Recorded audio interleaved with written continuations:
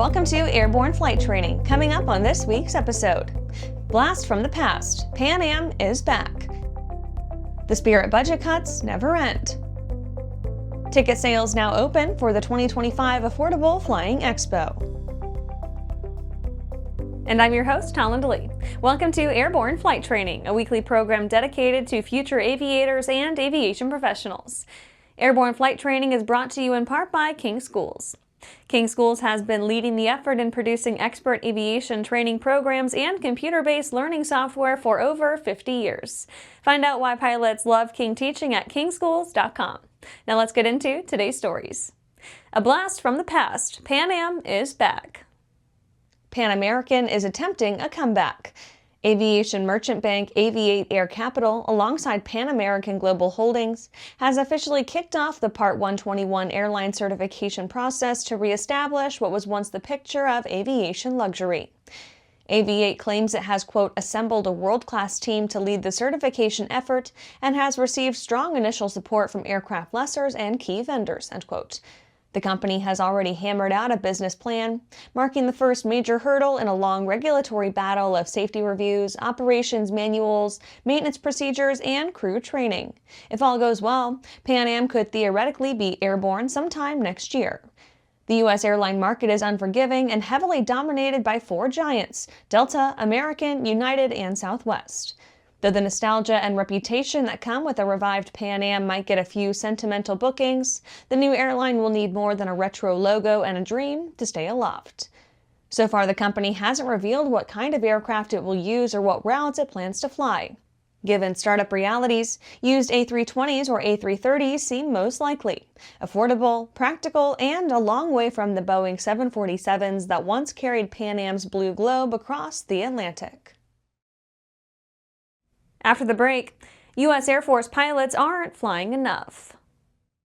For over 30 years, the massive Sport Plane Resource Guide has provided expert, credible information, evaluations, and critical analysis of all that the sport aviation world has to offer. The all-new digital Sport Plane Resource Guide is coming with extensive multimedia features that are constantly updated, an even more comprehensive online guide to all things sport aviation. Available soon. www.sportplane.com. Direct Fly USA proudly introduces the new Alto NG, a single-engine, two-seat light sport aircraft for the North American market. This simple, all-metal aircraft design provides low-maintenance cost, easy, comfortable access, and responsive flight controls. Equipped with a Rotax 912 engine and a ballistic parachute, the Alto NG is reliable and safe. Learn more about the Alto NG at directflyusa.com. Welcome back. Now let's take a trip around the patch for some shorter stories. U.S. Air Force pilots aren't flying enough.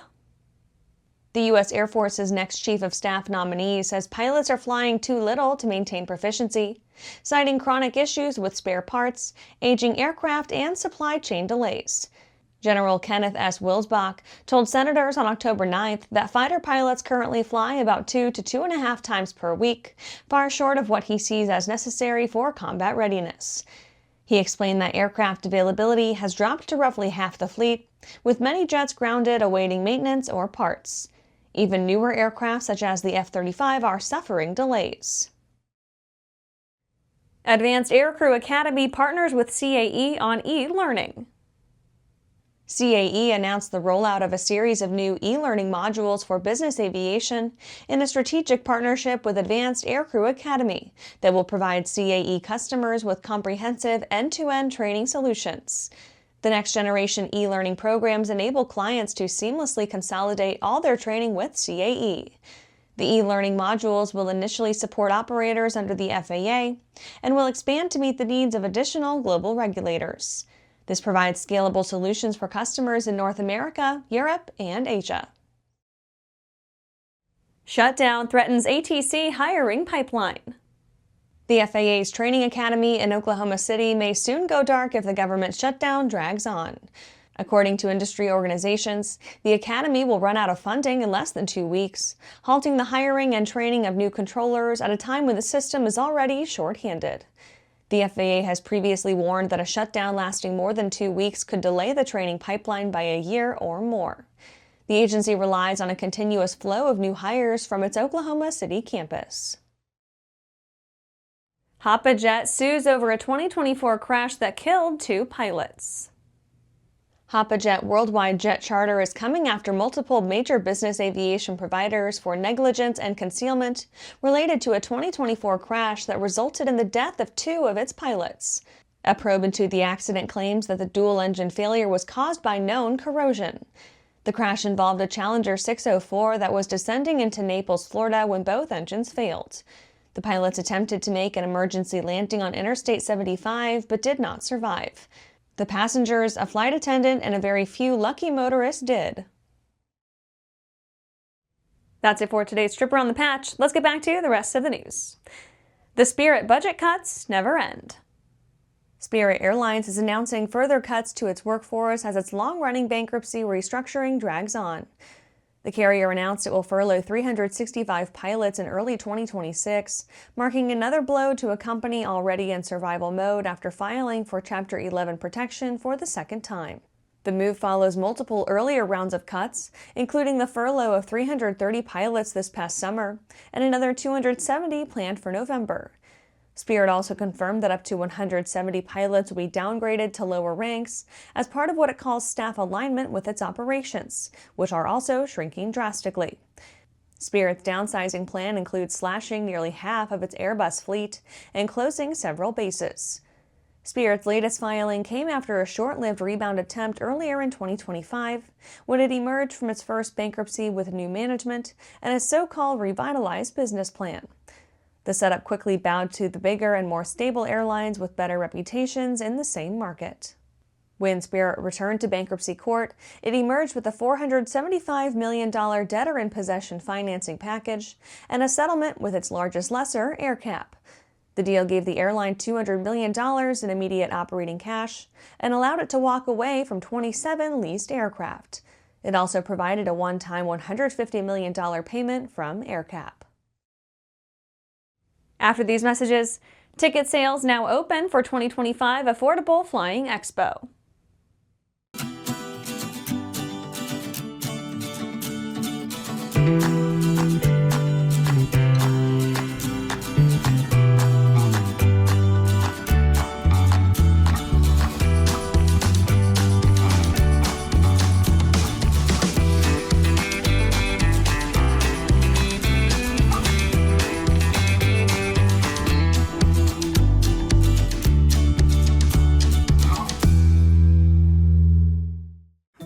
Well, hello, fellow pilot. I'm John King. And I'm Martha King.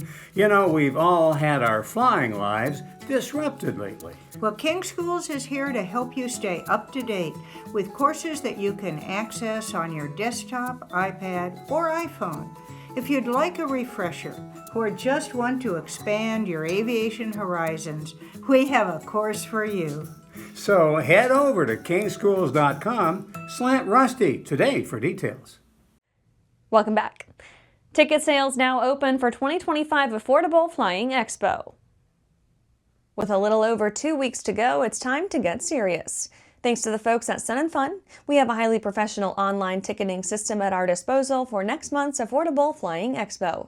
And some other good news, you can use the code AFE2025 to get $5 off the adult ticket price of $15, or even more for a 3-day pass. After an insane amount of work on the part of the ANN crew, and more than a little hand-holding by the event experts at Sun & Fun, the Expo is shaping up.